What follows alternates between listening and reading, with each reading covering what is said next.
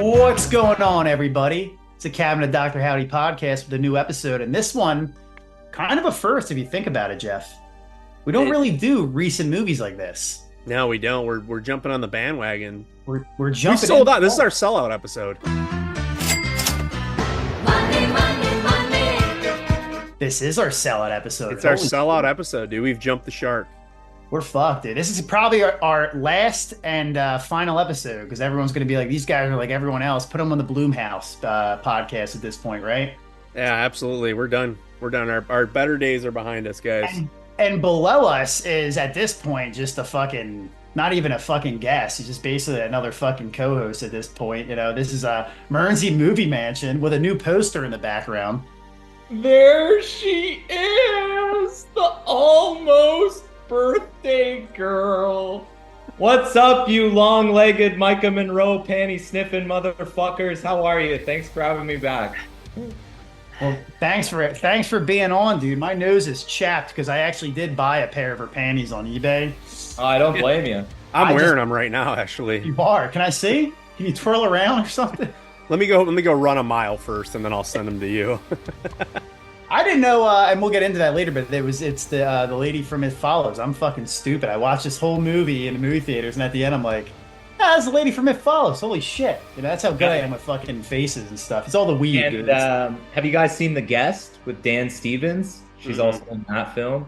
Since Mearnsey, basically the cat's out of the bag after his fucking intro over there, right? But we're going over the 2024 smash hit. Everyone's talking about it. All the kids are talking about it. Is Osgood Perkins' Longlegs. Yeah, it's the modern day, this generation's Silence of the Lambs, Will.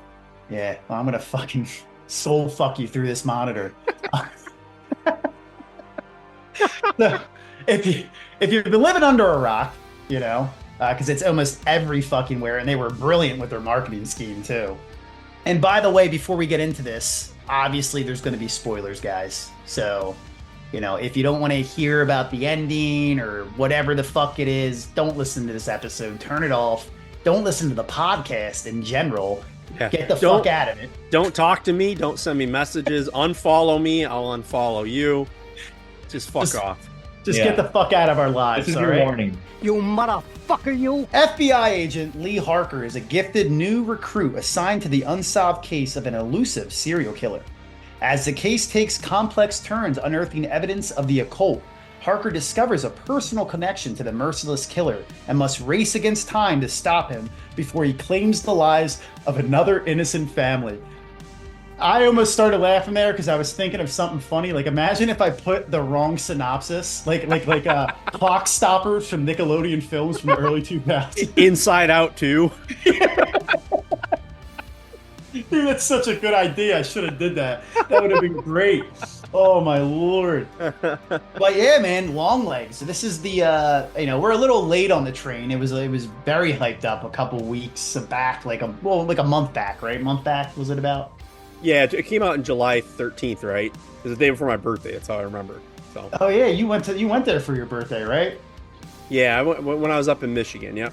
Yeah, there you go. With your birthday hat on and everything. Oh, your birthday. That's wild, dude. I remember when you did go. I was like, holy shit, that's like a good connection right there. Well, and I have I'm on the 14th, so it was at the movie. Did you get molested by a man that looks like an old lady in the parking lot afterwards? I don't want to talk about it. I figured you wanted. It was probably rich. Yeah, I'm still walking funny.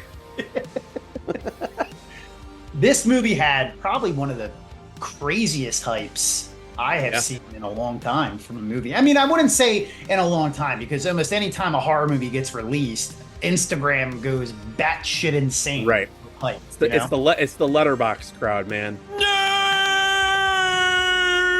Nerd! They're all waiting with mouths foaming. I gotta be the first to review it.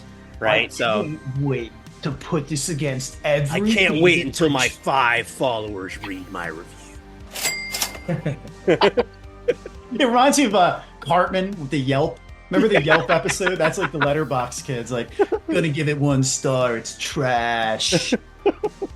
It's true. But yeah, the marketing was insane. I mean, it really took me back to the Blair Witch Project days, which I was in like 8th grade when that came out. I remember that. Me and my friends were It was like right when we got cable modem at my house, so we had the high speed internet, and they had the website up, and they had all like the documents and the files and stuff for the Blair Witch Project. And dude, me and my friends would just like sit up like all night, like reading about it, scaring ourselves.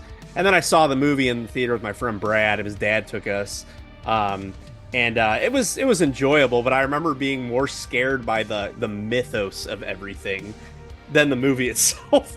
But that was kind of like the marketing behind this one too. I mean, they really, Neon went like all out. For sure. I love movies that create a buzz, and get you out sure. of the house and into the movie theaters. And Yep. love it or hate it, if it's got an A24 logo or a Neon logo, it piques people's ears up and they're eager to go out and go see it. So whether it's a Hereditary or Midsummer, Longlegs, this is the next big thing. So Oh, for sure. Yeah. Well, and I appreciate, like you're saying, Marinzi, it like gets people out to the theater to go see it, even if they don't even enjoy the movie, it just gets them out there. It gets that hype train going. Just kind of dabbling on Wikipedia, looking at the guerrilla marketing, as they called it. They had teaser trailers that were assigned to pretty much put on every single horror movie since January of 2024. The movie itself, they didn't even reveal the title of the movie until February. So if you saw, I didn't see any trailer for it in January at the theater, but they didn't even announce the name of the movie. So it just kind of creates that mystery, They had 11 videos that they put on YouTube. They had a cipher, which I didn't know this. They actually put a cipher in the Seattle Times on June 14th.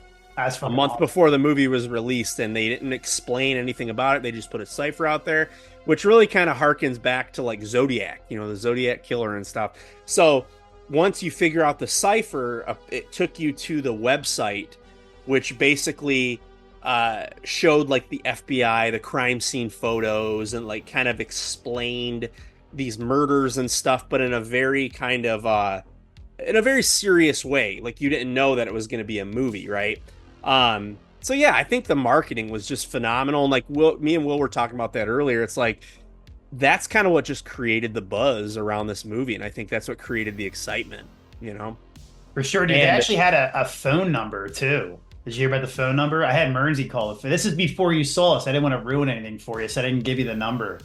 But there's a number you can call. It's probably still out there. It's 458-666-43555. And it's basically, it's Longlegs just singing happy birthday to you. There she is. What's your name? Little angel? I called a different number, and it took me to a guy talking dirty to me. And welcome to the cum zone. It sounded like Nicolas Cage, but I mean, he started charging me $3 a minute, and I was like, dude, this ain't gonna happen. Wouldn't it be great if it was a number that just directly went to Gary Busey's line? And he was just, hi, how's it going? What's your name? Talk about buttered sausage, where it comes from, what it does. Why is it doing what it's doing? Get it out of my face. Buttered sausage. There he is! Dick! That's just so fucking cool. I mean, like, I love when movies build that hype. And you know me, like, I collect a lot of like promotional movie items and shit from the 80s. Like, I love that stuff. Like, I have a Burial Ground notepad. I just got my Reanimator. It looks like a fucking ashtray, but it's a paperweight. Like, I miss those days when you could just buy like kitschy kind of stuff. Like they're doing with Alien Romulus. They have this badass popcorn bucket. You know what I mean? Yeah. Like, that's so cool. I love that they're doing that kind of stuff now. And like, you saw that fucking thing from Alien Romulus in France that they did on the what fucking... the thing's almost dangerous, dude. I thought it was AI at first, but it's legit. It's like they literally, fucking have this alien just over the theater, like breathing down on you. Like, that's incredible. Get me a fucking crane and get that head like into my man cave. I have fucked almost every popcorn bucket that they've released for movies so far, promo wise. Is that the best one? I can't wait to stick my dick in the Romulus one, dude. I'm excited for this, to be honest with you.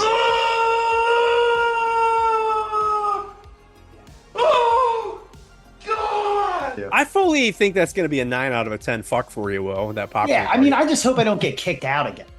That's been really putting a damper on my fucking, Getting whole kicked. entire. Yeah, trail I looked at your for- arrest record up. It did say fucking popcorn bucket, so you gotta Too stop many. doing that, man. Still, Dune's the best one thus far. But, My Dune fleshlight's getting old, so I'm ready for the xenomorph one. Well, Mernsey, you got to clean it, right? I know, but Got to empty it out every now and then. Christy gets mad when I put it in the dishwasher, so I took a deep dive one day on Reddit, and I went into like Real Doll Reddit, like the Real Doll, the sex dolls that are like super expensive. And Are there's you looking to buy one? dude, if I had the money, I probably would. But it's like $8,000. I don't got that shit. Start a GoFundMe. Dude, there was a dude on there. What a creep.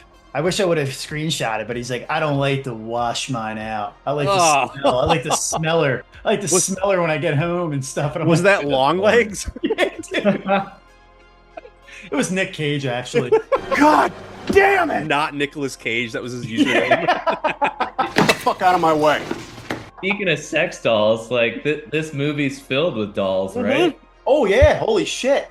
Ones that you can't fuck, because I think you definitely would get in trouble. Yeah. I've been joking with Will. It's one of these movies that like people have created identities around at this point. You know what I mean? Like, they're wearing the clothes, long legs, and everything, long legs. I resonate with long legs so much. Like, you're fucked. Like, you belong. You need some fucking professional help. Osgood Perkins, Anthony Perkins' son, Norman Bates, if you don't know, if you've been under a fucking rock, or a little bit of nepotism, obviously. He has a family that's very well connected. His brother did the soundtrack, Elvis Perkins, under the name, what was it, Zilgi? Yeah. It sounds like a fucking dwarf from Lord of the Rings. What do trees have to talk about, Except the consistency of squirrel droppings. Oh, dude, and that's one of the things that I really liked about the movie. Soundtrack is phenomenal. Yeah. It totally adds on a level of just this brooding atmosphere. Of dread. Especially like the scenes that you see, like the background, like in the woods and shit, and it's, oh, dude, fuck yeah, bro. Great soundtrack. Osgood Perkins is a little bit of an interesting character. Kind of a hipster. But I watched an interview with him, and he was wearing a Supreme hat. Like, you know what it reminded me of when you 25? When you told me that about the Supreme hat, it reminded me of Steve Buscemi. Oh, Steve Buscemi. How do you do, fellow kids? What? He's wearing a flannel shirt and suspenders with fucking black rimmed glasses. So Osgood Perkins is interesting, though, because I did watch an interview with him, and he has directed horror movies in the past. So he's, he has that kind of history. He did Blackcoat's Daughter, which I still have yet to see. It's been one on my list for a little while. Perpetually will say, I'll watch it eventually, and then another year goes by. He did I Am the Pretty Thing That Lives in the House, and he did the Gretel and Hansel movie. That's not a real title. I Am a Pretty Thing That Lives in a House. That's an Osgood Perkins title, okay? That's 100%. definitely a movie he would direct. I thought it was just a fake movie, because I never can trust you with things like this. A Pretty Thing That Lives in a House sounds like a Jeff Wikipedia page. Well, the sequel is I'm the Pretty Thing That Lives in an Ass, and that came out. That's in production right now. That I have heard of, so that's pretty good. I will find you. And I will fuck you. So he said. So I watched an interview with him, and I was kind of laughing about it with Will. He directs this horror movie, right? And a lot of his movies in the past have been horror movies. But then he proceeds to say that he's not inspired by horror. It sounds like bullshit. He's one of those guys, that horror doesn't really inspire me. The movie that inspires me to make movies, he said, My Private Idaho, which is a good movie, but kind of strange for making a horror movie. And he mentioned some other ones, like Criterion Collection kind of movies. And I was like, okay, I see that. But at the same time, and then he said, Silence of the Lambs was it didn't inspire me to make this movie, but it was the framework. And he said he chose Silence of the Lambs and Seven because he wanted to make Longlegs an accessible movie, one that audiences could identify with. It's a procedural kind of movie. So I thought that was kind of a little laughable, because I'm like, I see the inspiration, like, and it's on the sleeve of the movie, but got this kind of history, and he's getting ready to make a Stephen King adaptation. So I'm kind of excited to see where he goes from here. Mernsey, you were just talking about Micah Monroe. and Yeah, It Follows. great. Which how'd you guys like It Follows? I liked it. I thought it was cool. To be honest, I haven't seen that for a couple years, and I remember thinking it was okay, but Okay. I have seen The Guest, and I thought The Guest was fantastic. And Okay. seeing her in this movie, the two characters completely different, I'm like, wow, she's a great actress. She is. I liked It Follows a lot, actually. I think I really liked it. Resonated a lot with me because it's a Michigan movie. Yeah. And it takes place like north of Detroit, like Royal Oak, Ferndale area. Yeah. Which I usually, that's where I would go to, like at the bars and the shows and stuff like that. But I like that Midwest setting, and she was great in It Follows. I thought she was a great kind of final girl. If you You know what they're calling the sequel? It Swallows. I hope Suck she that. stars in it then. Is the director from It Follows from Michigan?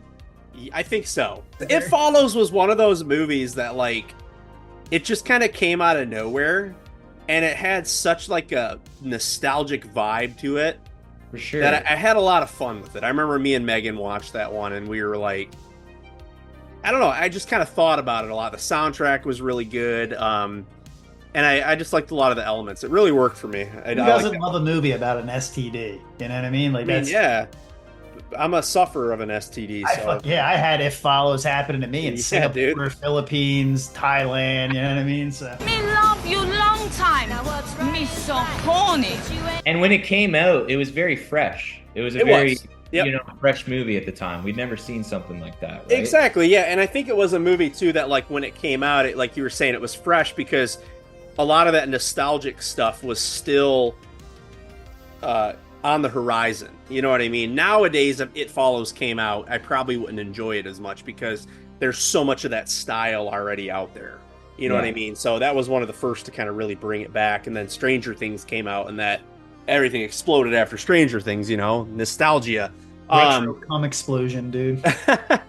But so Osgood Perkins directed, Nicolas Cage acts in it and produces it as well, which we were talking about some things with Nicolas Cage. You know, his role in the movie as Longlegs, he was influenced by his mother, like the character Longlegs, the voice and kind of the look is basically Nicolas Cage's mother. In an interview that he did, I think, with Associated Press, he mentions that his mother struggled with mental illness and would talk to him like how Longlegs talks to the people in the movie. So I thought that was kind of a cool little tidbit, seeing that. That makes so much sense coming from Nicolas Cage. Yeah, dude. His mom, dude. Yeah. I don't think she's the only one that suffered mental illness. Yeah, Jesus Lord. So that's what's cool though about that. That's what's cool about Longlegs though. The character is that it's an androgynous character, and he makes a point to say that he didn't want to make it a male or female character. Yeah, that you don't really know. So, you know, there you go. Yeah, that's that was my first initial thought. Was like, what is this, an old lady? He even says that in the interviews, like when he talks about Longlegs, he'll say like she does this. You know what I mean? Like he'll say she because he doesn't want you to identify it as like a male or a female character, which I thought that was kind of interesting. It's a very unsettling character to look at, and like you said, Will, the first time you see him, you know, beautiful opening shot. You know, I love that opening shot, by the way, how it was small and then it's like a little picture. Larger, but oh yeah, when he just drops into frame and you see his face only for a second. I remember just looking at Christy and being like, "Oh my God, like we're in for something. We're in for a treat here because he looks fucked." I did the same thing to Christine, dude. I turned around to her after that scene, the opening scene. I just looked at her. I said, "I'm gonna like this movie." I just had a feeling I was gonna like the movie. You know what I mean? After seeing what it was like about. So. Yeah, for sure. You have some other interesting tidbits about Mr. Nicolas Cage. I have a whole bunch of Cage tidbits. I'm a Cage man, dude. Cage man. Lay it on us now. Have you ever been dragged to the sidewalk and beat until you pissed blood? Call me Mr. Cuck, because I'm a caged man, all right? Ooh. But no, so couple cool things about Nicolas Cage, all right? That I read that I was like, actually, like, he's a fucking professional, dude. People forget how much how many movies he's made. You know, this is like a 9 to 5 to this dude at this point. You know what I mean? Probably most of the movies are 9 to 5s, but the ones that really count, he probably puts his full heart and soul. I would say that he's like a modern day Christopher Walken, because Christopher Walken was the same, dude. He would just act in anything, banging them out, dude, in the 90s and fucking banging every movie out. And there was actually Osgood Perkins was in an interview, and he said Nicolas Cage is a master of the mic, and he's been doing movies for so long. He's such a professional that when he has to go high, when his voice has to go very high, the audio guy was saying, he's like, dude, he's like, he won't break the decimal, like where it goes to where they probably would have to fix it later on and mix it or whatever. He gets right on the level, the highest level, and he stays there. And when he has to go low, he goes to the lowest level and just stays there too. He never goes lower than where they can't hear him and shit. So it must be great working with like a fucking actor that's, that professional. A lot of people shit on Nicolas Cage. They do, but they fail to realize how many great movies this dude has actually been in and how much he knows the craft of acting. You know what I mean? And it shows, it oozes out through this fucking movie, through this character. Another little interesting tidbit that I thought was fucking wild. And it just made me laugh. So Nicolas Cage was one pick, and the other pick was fucking Brad Pitt. Brad Pitt. Insane, dude. Could you imagine Brad Pitt as Longlegs? I can't believe this. This is like intelligent shit. I'm not comfortable with this. This is like I can't believe this shit I'm seeing. No. I don't know if I want to run from him or fuck him. You know what I mean? Jeez, I feel like it would be pretty unsettling to see Brad Pitt in that kind of role. Oh, for sure, dude. You know what I mean? Like, I don't think he could pull it off. I don't think he could pull a role off like that. I don't know. It'd be interesting to see. Like Nicolas Cage, I feel like is a great choice because he's a hammy actor. Sporadic. He, eats up the scenery wherever he is, whenever he's on screen. Chews up the scenery, and I feel like Brad Pitt would be interesting to see that because you don't really see him in any bad guy role ever. Except for, I don't know if you guys remember that movie California with Juliette Lewis. Yeah. Yep. David Duchovny. I was gonna say Interview with a Vampire, but then I remembered he was like the pussy vampire, Louis. He's the good one. Yeah, he's a good vampire. Puss, dude. He didn't want to do anything. Didn't want to do any fun shit. Well, he also didn't want to be a vampire, So what a pussy, dude. That's what I feel like. Like that's like Brad Pitt in general. Just a big river runs through my ass. Fuck you. Get out of here, Brad Pitt. I'm glad you weren't picked. Can you imagine Brad Pitt just being Brad Pitt as a vampire and just fucking chicks like for hundreds and hundreds of years? So easy for him, dude. He doesn't even have to be a vampire. He just sucked their blood for no reason. Be a serial killer. You know what I mean? Just imagine if fucking Michael Caine was Longlegs, and he's like, you got to get down. You got to get down into dirt and get dirty. Like that would be fucking amazing. He didn't even have to have makeup. He already looks like an old fucking lady. See, I think someone that wouldn't require any makeup would be Richard Simmons. Get Richard Simmons as Longlegs. I'm telling you right now, you do this right, and just smile in front of the goddamn camera like your best. Fuck. I was thinking Wesley Snipes as Longlegs. Sit your $5 ass down before I make change. He's evading his taxes again. Yeah, Wesley Snipes would be a good pick for fucking Longlegs, But but after all the actors, we could have had Brad Pitt. I think Nick Cage did it best. And there's a story that Micah Martin. Who the fuck is Micah Martin? Who the fuck are you? Huh? Who the fuck are you? So she didn't see Nick Cage throughout the whole film, right? Like the whole film, he stayed away from her in makeup. She never saw a picture of him, anything, right? And during the interrogation scene, I guess they were seeing her heart rate during the scene. And I don't know how they did that or why they did that. Maybe because it was the first time they saw her, but it was at 76 BPM. And then after the scene was filmed and all the crazy shit happens, the fucking head smashing and his dialogue, it was up to 170 BPM. So she was obviously scared, like unnerved by this fucking dude, being this weird old lady, Marilyn Manson's dad lookalike freak, Sure. Oh yeah. Yeah, I think that's really cool kind of tidbit. I love hearing like stuff like that where the actors don't see the person until they're seen with them. Because I feel like that's what added to the tension in that scene, especially too. You can imagine like going into it, like acting what that would be like, but then that whole element of like this person in fucking makeup and just how unsettling they probably look and what that's going to do to your lines and your facial reactions. Like, that's awesome. Like, what'd you think of it? Like, first reactions? Because I remember just, our theater gasped when he's just slamming his head repeatedly and like fucking loved it, dude. A chunk of his fucking nose is coming off. Like, we were like, holy fuck. Like, we were. Yeah. That's a good scene. Off, right? Yeah. That was the scene though that I feel like Cage and Osgood, like they knew, like we can't give too much screen time to Cage. I feel like Cage had too much screen time as Longlegs because the interrogation scene was amazing, but it started getting to the point where I was like, all right, like I don't know if I could have a whole movie where I just followed Longlegs around. I think it would turn into a comedy almost at some point. Yeah, and you just make fun of it. So it was perfect. And dude, that head smashing scene, I remember looking at Christine again. I was like, I fucking love this. It's amazing. Like it was just fucking nose hanging off, nice gore. You know, nice little tidbit of gore, you know? For sure. It's so unexpected. So the surprise of it all was, awesome. Test audiences actually said that Nicolas Cage is going to make people feel too uncomfortable. You could basically bring it back a little bit because he makes people too uncomfortable, that's another fucking awesome. Like if I heard that as a director, I'm like, fucking A, dude, we did our job. Yeah. You know? Yeah. I mean, and that kind of is a testament, I think, to just how well the movie did. I mean, if you look at it, the movie's been out for a month and almost a month, and it's already grossed 90 million. You know, it was made for less than 10 million, and it's grossed 90. So that just shows you. I mean, it was definitely. I think I was reading that it's Neon's highest grossing movie that they've had ever. They did Possessor. They did the Ferrari movie. Mamma mia! They did Revenge, the French one. They did Parasite. Fuck you! They did the Titan movie, Crimes of the Future, Infinity Pool. And then okay, they did all that shit. Yeah, okay. So this was their highest grossing one that they've made.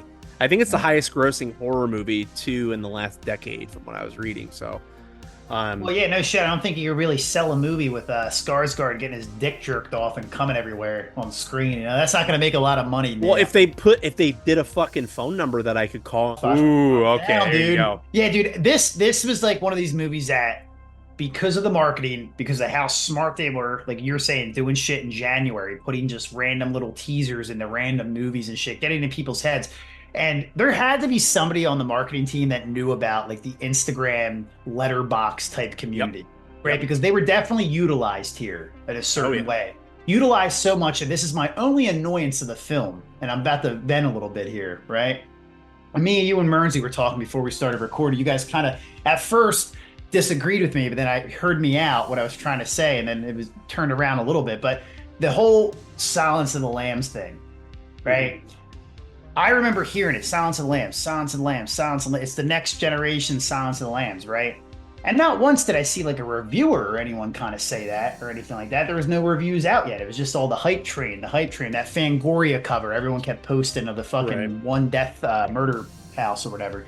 And then when I saw the movie, I was kind of like, I mean, I get it. Like, it's a female FBI reporter. She's taken on a case of a serial killer. You know, obviously, like Jeff said, you know, she gets way over her head with like what's going on. Mm-hmm. And that's it. That's where it ends for me. Like, that's where it was like, okay, like, but that's a lot of crime thrillers. There's a lot of fucking female FBI copycat is another one. You know what I mean? Like, there's all these movies that have serial killers and FBI female trying to go after them and shit like that. I can't even name one, so there's probably none. I'm just coming up with that in my head right now. Copycat was the only one I could fucking think of at the time. I mean, and that's the thing. I think a lot of these kids, younger kids, I'm not trying to be like this old man. I'm only 34. But I think a lot of them grasp onto this idea of like, this is the new big thing, right, Jeff? Yeah. And from there, it rolls. And that was my only qualm with the marketing is like, luckily I'm old enough to know not to listen to a bunch of jerk-offs. Because if I would have listened to them and went in there, it would have been a different connotation that I was going in with. You know what I mean? Right. And, you know, that was my only qualm with the marketing. Well, and that's my criticism with a lot on Instagram and Letterboxd in general. That's why I don't have a Letterboxd, is because I just don't. I think you build the hype of movies unnecessarily and people follow those reviews. And it's so hard to just go into a movie blindly now. You just can't fucking do it.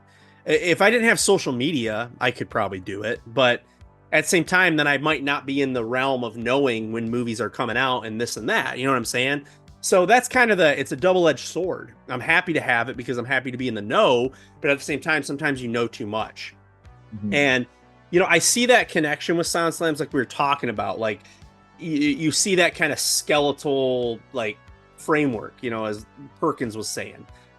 This young FBI agent who's like in over her head. She takes this job in a serial killer. It's very procedural. I also see a lot of elements from Seven and the Zodiac, David Fincher's Zodiac as well. This procedural kind of mystery. But what makes Longlegs different is you see the supernatural elements thrown in there. And that's, I think, what works in its favor, is you have these supernatural elements that kind of separate it. But yeah, I mean, I agree. I don't think it's this. I mean, I'm old. I'm almost 40. But like, I don't think it's this generation's Silence of the Lambs. I mean, I don't think you can really compare it to Silence of the Lambs in terms of like what it's going for, because it is a little bit of a different movie. Well, they said the same thing with Hereditary, right? Hereditary was the new Exorcist, right? Yes. And, I found Longlegs very influenced by the first season of True Detective, like with Matthew McConaughey and Woody Harrelson. That's a good one, actually. Yeah. You do have, the crime thriller genre going on, but you also have kind of this art house dabble stuff going in, metaphors, a lot of like shadowy figures with antlers and stuff like that. So I really enjoyed Longlegs for the dabbles of art house on top of that. Yeah, I agree with you too. I didn't even make the True Detective connection, but you can definitely see that because True Detective definitely added that whole supernatural element. I really wanted to mention this. How do you guys feel about that ending? Like, do you think it was satanic? Like, do you think there was a supernatural element there? Because I'm kind of on the other side of the fence.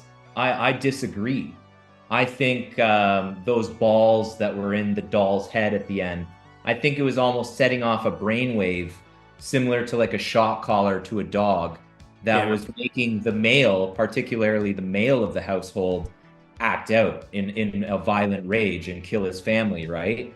So a lot of people were like, oh, they're devil worshipping like balls or whatever. But I was like, I don't know. I think he just kind of tapped into something that made males aggressive in the household.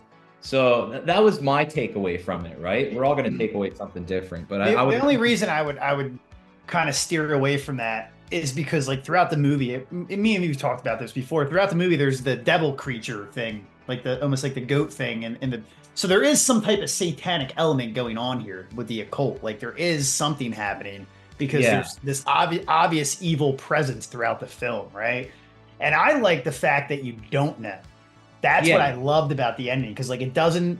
And Jeff, you're probably on the same page. It doesn't force feed you. They're like, hey, this is what's going. Like in a way, it does with the mom and stuff like that, right? Yeah. But with the whole ball thing, I like the fact that I walked out of the movie theater and it was like, what was the ball about? And I just kind of, you can make up your own thing. It could be some type of thing that makes males mad, or it could be a Satanist fucking wet dream where he finally cracked the code for pure evil. Left to interpretation. Yeah, and I love that, dude. That's my favorite part about the ending, was the fact that there is no explanation on the horror element of it. And I told you guys this before. I love the fact that I walked into the movie theater thinking I was watching a serial killer film. Like, okay, this is going to be like Manhunter, Silence of the Lamb-esque type shit. And walking out, and I was like, fuck, dude, I just watched a pretty fucking badass horror movie, Like, right. I find that with all these new movies, Hereditary, Midsummer, The Witch, The Lighthouse, all the endings are kind of, you walk away kind of, like, oh, okay. Like they don't quite have a solid end, like landing. You know what I mean? They're all kind of art house-ish, but I admire that too. Jeff, you got to hit on what you said before, because I do agree. I don't think that really, I think that's what didn't work for me. I'm going to be honest. I liked the Satanism aspect of it, but I felt like it was kind of half-baked. I felt like they kind of threw that in there. And I think that was that was kind of one of my opinions that I didn't really like about the movie, is that I loved the whole visual of him like seeing like the devil in the basement and stuff and having the devil in the background. But I just didn't really believe the fact that he was a Satanist. It's kind of like, to me, like when they take the Satanism aspect, and it's kind of, I think of it like with cooking, right?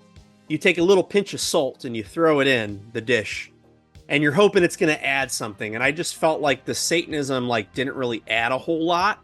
I feel like they needed to inject more of it to really make the flavor come out. I didn't really believe that he was like, Hail Satan and stuff. And it was a cool line, but I was like, this guy doesn't strike me as someone that's like a Satanist. He doesn't have to look a certain way, but like other than him making like doing these killings to make a pattern on a calendar, what's the purpose of like the whole Satanism aspect? And that was kind of my beef with it. You don't have to spoon feed it to me. I don't want it spoon fed.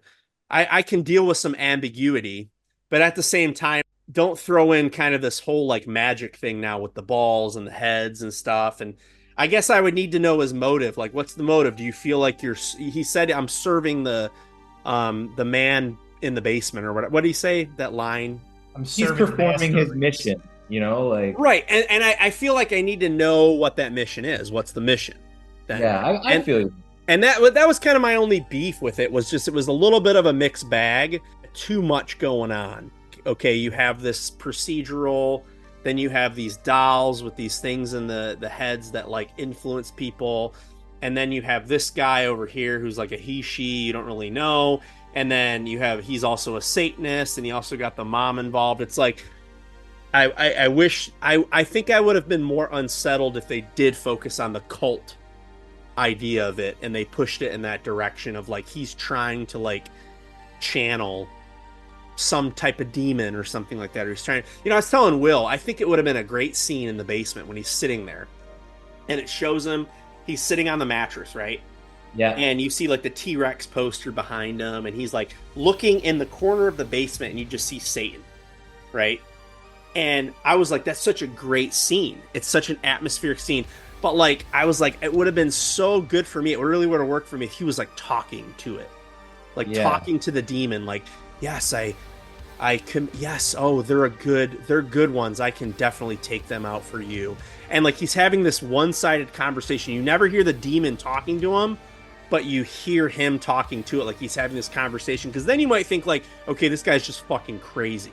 They kind of spoon-fed certain things, and then they didn't spoon-feed other things. Like, they spoon-fed the whole story of the mom, and they explained all of that. Everything was spoon-fed on that, but then the whole like Satanism aspect, I was like, well, you're not going to tell me a little bit more on that. So Osgood Perkins should have had an Adderall for like during his writing of this, because he kind of does. He kind of burial grounds it, kind of throws everything in the kitchen sink for at the end, like it's just everything's there, like.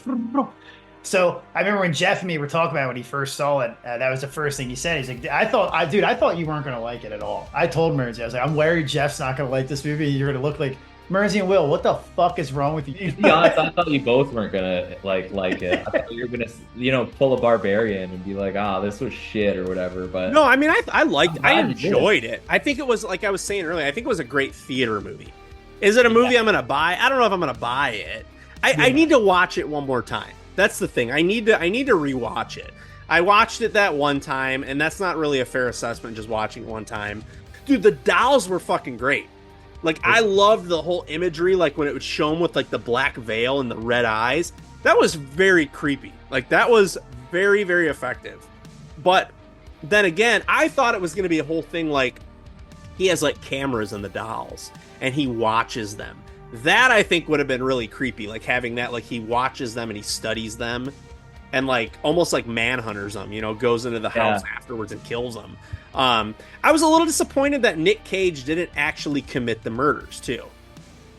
I wanted him to be the one killing them. I didn't want the dads to be killing them. A bit of a Charles Manson there, right? Yeah, and I saw that too. A little bit like these cult kind of Charles Manson, like he's influencing people to do things. But well, he was fucking terrifying when he was like strangling the mom. Yes, and that's the thing. It's like I wanted him to be like committing the murders. I think like that would have been very unsettling to me, to see like him going in and like hog tying someone and like, like performing a fucking satanic ritual and then like executing them or something. Brutally like, beating someone. There's something like you guys already know I'm a sicko when it comes to movies, but there's something so like I fucking love scenes like that, like in like an all-American house with an all-American terrain, like the snow. Yep. And it's a little kid watching something that will ultimately fuck their lives up forever. Their mom getting hogtied by this fucking creep. You know what I mean? Like, I remember that scene flashed. I looked at Christina. I was like, I wish that would have kept going. You know what I mean? Like, I do too. And that's the thing. It's a lot of people were saying that the movie overall was unsettling. Like, I think that at certain parts were unsettling. The music, as we talked about. But I wasn't that unsettled by it.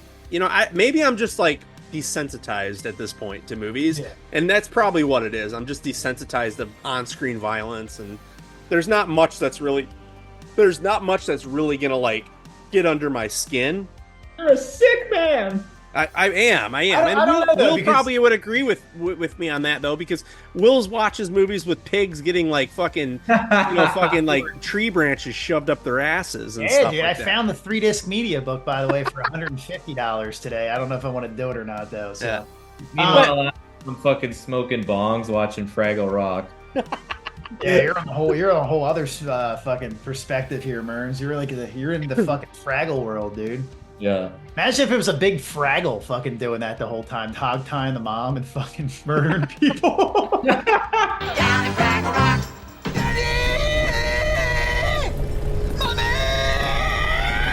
So what did you guys really like about the movie? Like, what was really good? Like I said, I'm a sucker for serial killer shit. I think that's like, besides like exploitation, number one favorite genre of like horror, and then the next thing would probably be serial killer, which kind of slowly goes into exploitation anyway most of the time, regardless. And anything with that serial killers, I'm gonna dig. Even shitty ones, I'll still come out of it something good. But I think Cage's Longlegs won me over. I really loved it. I hate all the jerk offs talking shit about the mommy, daddy. Like, dude, like this is my thing. If you were to see Longlegs walking down the street screaming mommy and daddy, and you're by yourself, are you gonna go up to that guy? Are you gonna laugh at that guy? Are you gonna cry? Piss your pants maybe? Maybe shit and come? No, you're not. You're gonna fucking walk the other way. You're gonna be like, yo, that's fucking scary. That guy's a creep. I'm out of here, right? So he did his job. I think he did his job really well. And there was some scenes that got a little artsy fartsy, especially in the movie theater, some shots, but it wasn't too bad. It didn't outstay its welcome, those type of shots and stuff like that. I liked some of the absurdity of it, like the outrageous part, like the family at the end, the fucking main detective, the FBI agent. It's kind of silly, like some of the remarks, like you're gonna be, we'll go in the kitchen together. Well, I'll come out, you're not, like shit like that. It was just like, all right, this is outrageous now. Like it's almost putting a smile on my face. But if I was gonna rate it from a 1 to 10, originally when I first got out of it, I had that fucking boner still coming out of the movie. I was so excited. I saw something that was kind of cool finally in the movie theaters, and I believe I gave it a 9 or 10 out of 10. Was that? I forget. It was on my story. I don't remember. I would say after evaluating, talking about it with Mernsey, talking about it with you, and then talking about it again on here, I would give it a solid. I would give it a 9 out of 10, 100%. Yeah, I think it deserves a 9. What about Not you, a perfect film, but it's definitely one of the better ones out there. Yeah, so I would say right off the bat, I found the film very engaging. As soon as we sat down and it started, I was in. And a lot of people said, this is boring. It wasn't good till the last half hour. And I'm kind of like, what movie was I watching? Because I was fucking 100% engaged the whole time, right? Right. The other thing is the shots, when she's at her place and he's out in the woods and she goes outside her home and she's got the gun. Yeah. The shots were so well done. And you see him in the house in the background. Yeah. That really gave me goosebumps, like on my arms and stuff. And the other thing, I'll say the acting. Micah Monroe was phenomenal playing this almost kind of neurotic, OCD, antisocial type character, right? And I bought it 100%, right? Definitely a girl I would go after. Oh, me too, man. But you guys got to check out The Guest. I've been mentioning it a lot, but seeing that and then seeing her in this, I was like, holy fuck, she's a really good actress, because two completely different characters, right? Right. The other thing, people are I heard a lot of people watched it and were laughing at Nicolas Cage, right? And you got to remember, like, our culture, like, Cage is a meme, right? Cage is a fucking, that face from Face Off on a pillow, right? And so obviously that scene where he's like, mommy, daddy. Yeah. I know people that are laughing at him are probably laughing at that scene, right? But to us who fucking, we were raised on The Rock and Con Air and Leaving Las Vegas, like, this Cage-assance, him coming back to the big screen, making these heavy hitters like Mandy and The Unbearable Weight and Renfield, you know, he's fucking back, and like it's awesome to go to the theater and see Cage. So the ending, lots of cool twists. He was in the basement the whole time. Yeah, I yeah, enjoyed I the like shit that out of too. the movie. You know, I came out of the theater with a big fucking smile on my face, and it was a movie that grew on me. You know, as I went to work and as I went about my daily routine, I was like, that was really fucking good. Like, Right. I really enjoyed like Nicolas Cage as Longlegs. Like, that was a fucked up character. Yeah. So I'm with Will. I would give it a strong 8, strong 9 out of 10. You know, go Yeah. see it, go watch it, right? Oh yeah. Yeah, I mean, I agree with you. I think Nicolas Cage is definitely like the shining jewel of this film. And, Yeah. you know, I knew right away, it's like you were saying, Murnsey, it's like we grew up on Nicolas Cage and the 90s stuff. You know, we know that. So, you know, when you hear Nicolas Cage in a movie, he's going to have a freak out scene in almost any movie he's in. You know what to expect. And I knew what to expect. So, a lot of these people criticizing it probably just don't really know Nicolas Cage, and that's how he is in his movies. But great, he was a great just villain. I mean, it was great seeing him in that role as a serial killer and just kind of this crazed person. I loved the atmosphere of the movie. I think that is the number one thing that worked for it.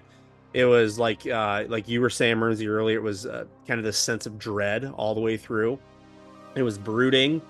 Cinematography was awesome. The shots, you know, like you were saying, the scene where she's on the phone with her mom and then she hears the door and then, you know, you see him in the window and stuff, and, you know, all these things that you would miss if you're not really paying attention. And then when she's outside, you know, you see him in the house, and I love those shots. The music was phenomenal, and just added to that whole sense of dread.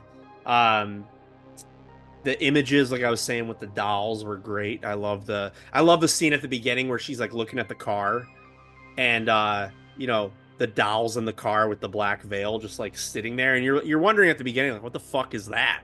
Like, what am I looking at? And then you realize what it is by the end. The procedural elements were awesome. I love a good procedural kind of movie. Manhunter, Seven, you know, Silence of the Lambs kind of movie.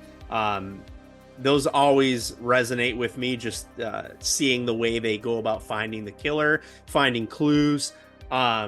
And then, like, you know, like we said, it's just the cult elements were really cool. I wish they would have expanded on those a little bit more. That was my only opinion.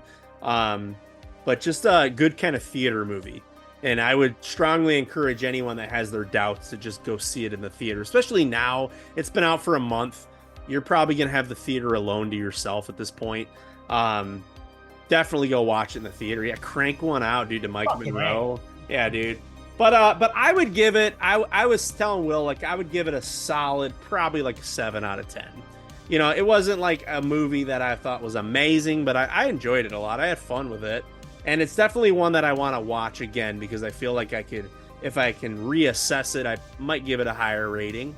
But yeah, I mean, I enjoyed it. I thought it was definitely one of the better horror movies that have come out in recent years.